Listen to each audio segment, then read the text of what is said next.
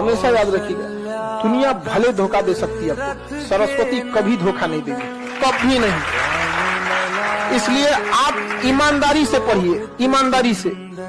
मजबूरी बस अगर आपको यहाँ से जाना भी पड़ा ना तो ज्यादा देर आप रुकिएगा नहीं। आपको पढ़ाई में वो ताकत होती है कि निचले पावदान को रखिएगा ना तो टॉप पे जा सकता है। इसलिए नहीं, आप कभी प्लान मत बनेंगे, जो पढ़ना पढ़ लो, तुरंत पढ़ लो। तो जीवन में अगर आपके साथ बहुत तकलीफ आ रही है, बहुत खतरनाक स्थिति में फंस गए हैं, तो समझिएगा कि आप बहुत खतरनाक हीरो हैं। ऊपर वाले ने आप ही को ये जिम्मेदारी दिया है, क्योंकि जिस कंधों में बोझ उठाने की क्षमता नहीं होती है, मालिक उन कंधों पे उतना बोझ रखता ही नहीं। तो बहुत समस्या आए तो घबरा के डिप्रेशन में नहीं जाना है, खुद को समझाना बहुत बहादुर रहे हो। बाप के पैसा से सजना धजना अच्छी बात नहीं है। अपने पैसा से पिताजी को ले जाइए, पापा आज अपने पसंद से कपड़ा खरीदिए, हम ले जाते हैं आपको, समझ में आएगी ना? Stop listening to too much motivation. Stop listening to too much shorts, reels. Stop listening to random quotes and all. They are not going to change your life. वो नहीं बदलेगी भाई तेरी जिंदगी। सब बंद कर, अपना पेन पेपर उठा, कमरे का दरवाजा बंद कर, फोन स्विच ऑफ कर, लोगों से मिलना बंद कर और लिख अपने गोल बैठ के तो को क्या अचीव करना है। और फिर लिखने के बाद उसकी पर्ची बना के अपने जेब में रखो, पागल हो जाओ उसके लिए। फिर उसके बाद ना तुमको मोबाइल चाहिए होगा, उसके बाद ना तुमको बहुत फ्लैशी कपड़े चाहिए होंगे बहुत, उसके बाद ना तुमको कोई कार चाहिए होगी, ना पापा के पैसे की बाइक चाहिए होगी। फिर एक चीज चाहिए होगा, उसके पीछे जी तोड़ मेहनत करके लग जाओ और उस जर्नी को एंजॉय करो। सबसे मेन दुनिया ना केवल कामयाब को पूछती है। एक माँ बाप के अगर दो लड़के हैं, एक सफल एक असफल, तो माँ बाप एगो को रोटी देगा, एगो के रोटी में घी लगाएगा, हम खा खाते नहीं हो आजकल, और टुकुर टुकुर देख रहा है, हमको भी पूछ लो। 100 में से एक बच्चा होता है जिसको पढ़ने में मन लगता है। 99 बच्चों को बोलना पड़ता है नालायक अब तो पढ़ ले, कल एग्जाम है। 99 बच्चों को मन नहीं करता। जीवन का आधा हिस्सा मजबूरी से काम करते हुए गुजरता है। और कई लोग जब नौकरियों में आते हैं तो भी मजबूरी से नौकरी करते हैं, दुकान खोलते हैं मजबूरी में खोलते हैं, धंधा कर रहे हैं मजबूरी में कर रहे हैं, यहां तक कि साला शादी भी की तो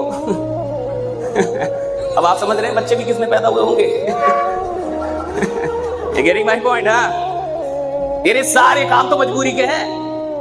तो धंधा कर रहा है मजबूरी में, काम कर रहा है मजबूरी में, शादी की मजबूरी में, बच्चे पैदा की मजबूरी में, पाल रहा है मजबूरी में, तलाक नहीं दे रहा मजबूरी में।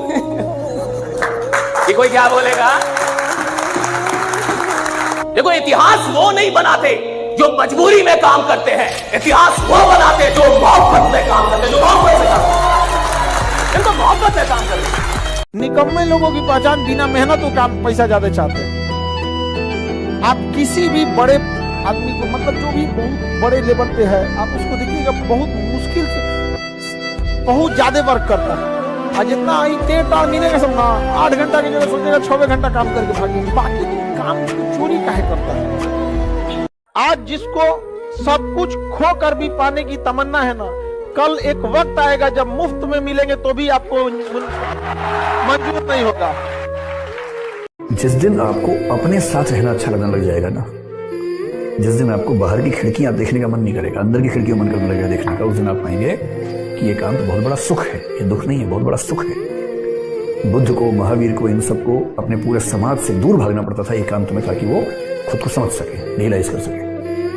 आपाधापी वाली जिंदगी में इतना आसान नहीं होता है एकांत मिलना। ये तो एकांत बाई कंपल्सन मिल गया है हमें। दुख होता है, बेचैनी होती है, सही बात है, होती है, लेकिन उसके बाद भी इसका फायदा उठा रहे हैं। जैसे अगर आपने सुना हो एक पद्धति विपश्यना पद्धति है, जिसमें 9 दिन तक लगातार चुप रहना होता है और साथ में कुछ क्रियाएं करनी होती हैं, ध्यान करना होता है।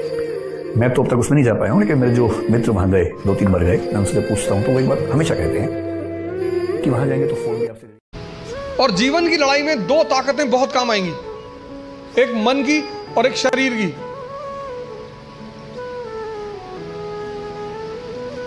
तुम जब भी ऊपर उठोगे तो ये ग्रेविटी तुम्हें नीचे खींचेगी ना, ऐसा समाज की ग्रेविटी है। हम जब आईएएस की तैयारी करने गए तो हमारे गांव में हर आदमी, मतलब एक साहब तो हंसना शुरू किया उन्होंने, और हंसते हंसते गिर गए वो। उन्होंने हमसे पूछा दिल्ली क्यों जा रहे हो? अब मेरा दिमाग खराब था, मैंने कह दिया मैं आईएएस की तैयारी। बोले आईएएस? फिर वो हंसने लगे और हंसते हंसते वो गिर गए। और उस हंसी का इतना रोल रहा मेरे जीवन में, मतलब उस हंसी ने मुझे एकदम मजबूत कर दिया था कि अब आईएएस ही बनना है। उस दिन मुझे एहसास हुआ कि महाभारत क्यों हुई। जब भी ऐसा लगे जीवन में कि जीवन हाथ से निकलता है, तो हमेशा ध्यान रखना है कि आपसे बहुत बुरी स्थिति में लोग आपसे बहुत अच्छा कर रहे हैं, और अच्छी स्थिति में होने के बाद एंजाइटी डिप्रेशन में चले जाना, इसका मतलब हमने उन चीज़ों की कद्र नहीं की जो मिली हुई है, और जो नहीं मिला उस पर फोकस इतना ज़्यादा कर लिया जितना करने की ज़रूरत नहीं थी।